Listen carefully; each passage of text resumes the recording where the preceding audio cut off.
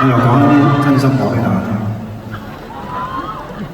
我記得想當年我好幻想自己彈琴，但係個真相係我爸爸話俾我聽，下一世係真係咁講，因為我哋嘅條件冇，所以我從來都未學過琴，但我寫咗200幾首歌。好渣嘅啦，不過呢首唔係我寫嘅，有咁嘅機會我就會玩下，咁但係咧有咁嘅機會你哋都唔開腔唱咧，我有啲失望。